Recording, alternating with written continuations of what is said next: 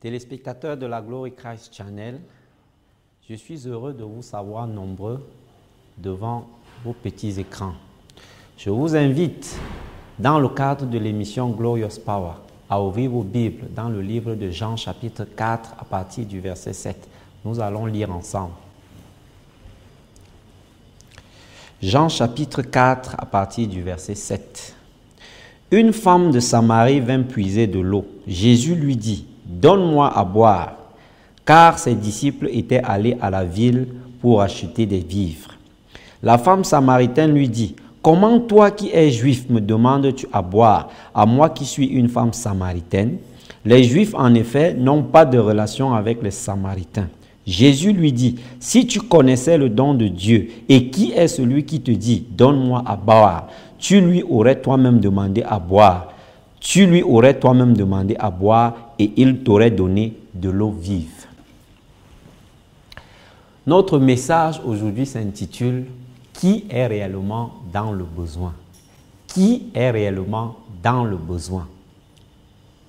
Après un long voyage, Jésus-Christ, assoiffé, affamé et à bout de force, s'assit auprès d'un puisard.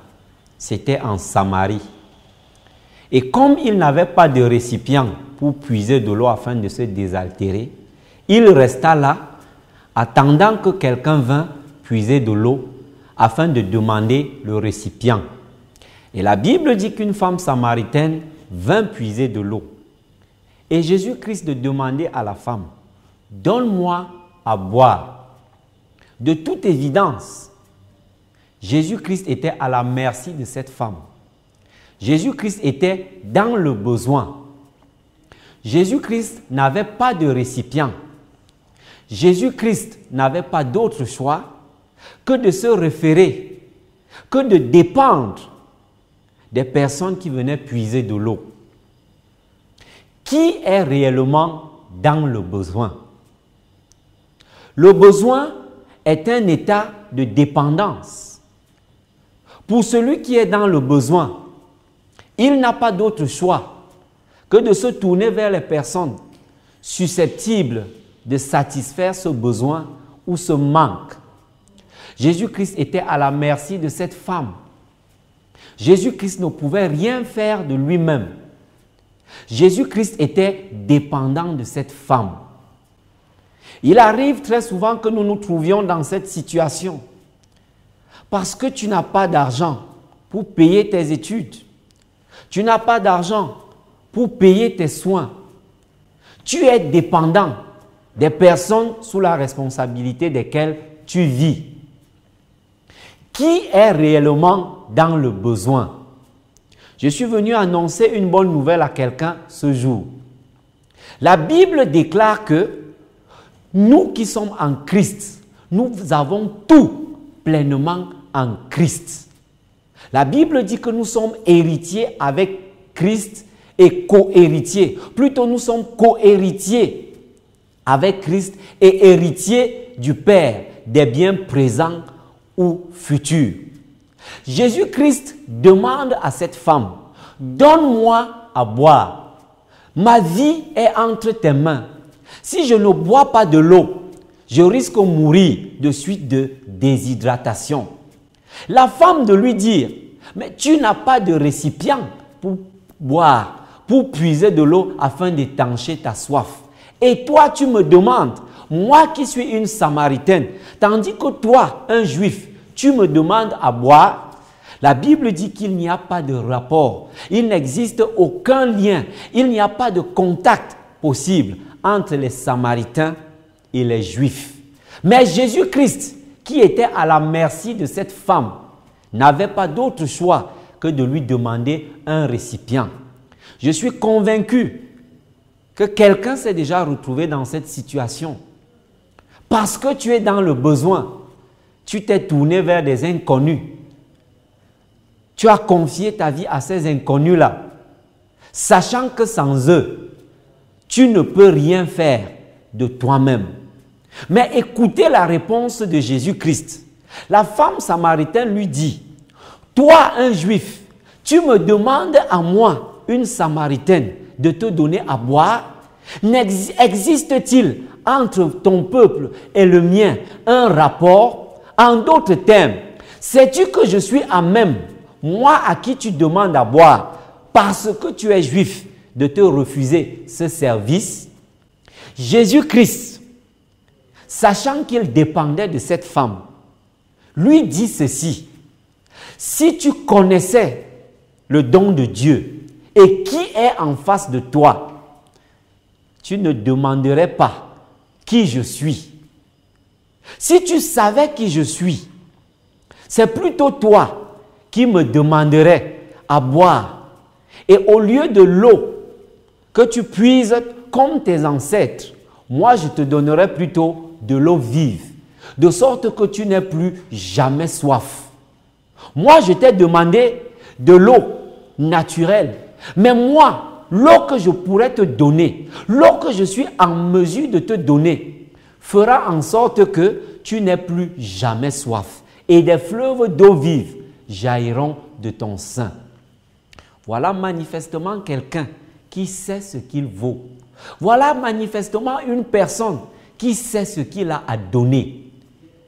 En vérité, je veux dire à quelqu'un, pour ceux qui sont en Christ, nous ne sommes pas dans le besoin.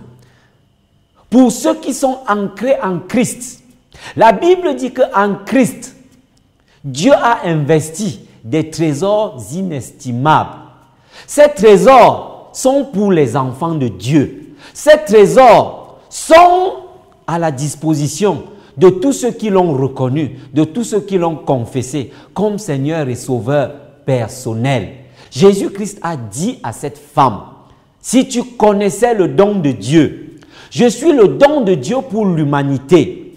La Bible dit dans Jean chapitre 3 verset 16 que Dieu a tant aimé le monde qu'il a donné son Fils unique afin que quiconque croit en lui ait la vie éternelle. Ceux qui ont la vie éternelle ont également les trésors qui sont cachés en Christ. Ceux qui sont en Christ sont également co-héritiers des richesses dans ce monde et des richesses futures.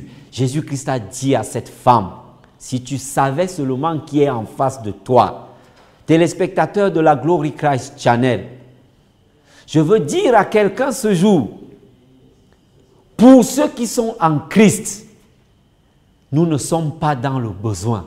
Pour ceux qui sont en Christ, les trésors que Dieu a investis en Christ, ces trésors sont notre partage. Ces trésors sont notre portion. Jésus-Christ a dit à cette femme: si tu connaissais qui tu as en face de toi, c'est plutôt toi qui demanderais de l'eau à boire. Et cette femme s'est effectivement rendue compte que cet homme en face d'elle n'était pas n'importe qui. Cet homme portait la vie et il portait la vie en abondance. C'est la raison pour laquelle elle a fléchi le genou et elle a dit: venez voir. J'ai rencontré celui-là, celui dont les prophètes ont parlé, celui dont nos ancêtres ont parlé, celui dont on a prophétisé la venue. Je l'ai en face de moi. Il est la solution ultime, il est la réponse ultime, il est la richesse ultime pour le salut de ceux qui croient en lui. Téléspectateurs de la Glory Christ Channel, je voudrais encore poser cette question à la fin de mon propos. Qui est réellement dans le besoin? Si seulement tu es en Christ, si seulement tu as confessé ce Seigneur Jésus-Christ comme ton Seigneur et Sauveur personnel, je peux t'assurer d'une chose: en réalité, en vérité, tu n'es pas dans le besoin. Contrairement à ce que les circonstances veulent bien te le faire croire, contrairement à ce que les gens, parce que tu leur as demandé un service, parce qu'ils ont pensé que tu étais un moins que rien, ont osé te jeter un regard de mépris. Tu n'es pas dans le besoin. Ce que tu as en toi, c'est ce que le monde ne connaît pas. Mais c'est une chose dont il a tant besoin. Et bientôt, ceux-là se rendront compte que ce n'est pas toi qui es réellement dans le besoin. Dans le nom puissant de Jésus-Christ. Amen. Si vous avez été béni par cette parole, téléspectateurs de la Glory Christ Channel, nous vous invitons à la chapelle de la gloire de Christ. Venez partager avec nous vos témoignages. Nous vous invitons également à la Glory Christ Channel. Venez, soyez des témoins, soyez des participants de l'œuvre de Dieu. Soyez abondamment bénis dans le nom de Jésus-Christ. Amen.